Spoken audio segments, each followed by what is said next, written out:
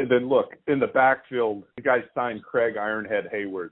Was he a perfect back for that offense? He was the perfect back, and I told him that coming out of Pittsburgh. I wanted him. We wanted to get him. And then when the Saints got him, you guys kind of made him a fullback and didn't give him the ball. I think the most yards he rushed for in New Orleans was like maybe 400 yards one year. And then you guys let him go to Chicago, where he was signed for some pretty big money, and he was there for 2 years, and he just ate himself out of the league. And, I remember calling him when I got the head job, and I said, Craig, I said, how much do you weigh right now? He says 380 pounds. Now this is June 1st. This is June 1st, okay? And so I said, Craig, I just think you're the perfect back for what I want to do, but I said, I'm going to cut you. I'm going to sign you. I'm going to give you some money, and I'm going to send you to a fat farm in South Carolina. And I said, if you're not 260 pounds by the first game, not the first preseason game, but by the first game, I'm going to cut you.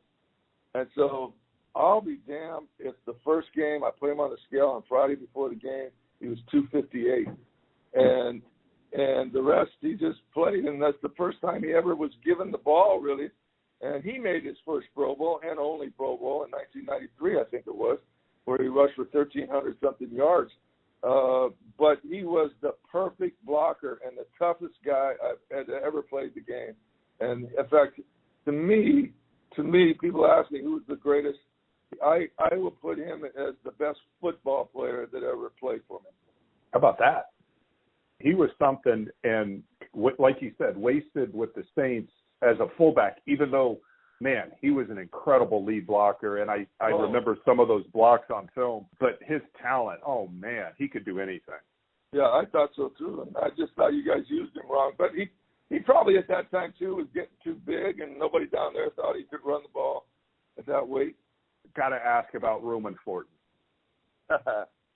Roman Fortin, okay, that's a great story. I was in Detroit at the time, and we were looking at different guys, and I was always looking for smart guys, and I was always looking for guys that we our protection scheme, the center popped out some, kind of like guards used to on 3-4 defenses, and so I was looking for athletic guys.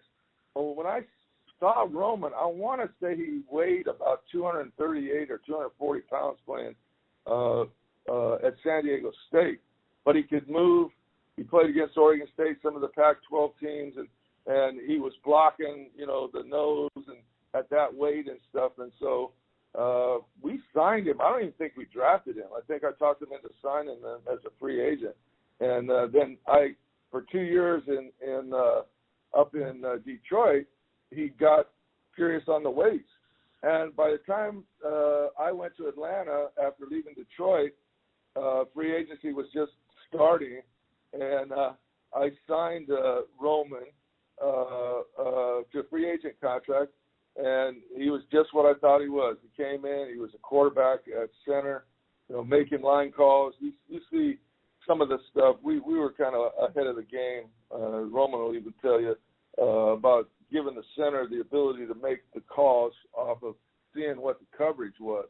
And he was like a quarterback. He could see, that safety's kicking down over here, they're coming off this side, and he'd take the production that way. He was just a different guy. And then I think he made his real money when he went out west again. He signed a big free agent contract, I think, with San Diego. And so I feel like he owes me 10%. That's awesome. And look, Roman is as good of a guy as you'll ever meet. And absolutely. And I knew he followed you where you went. We've had conversations about that before.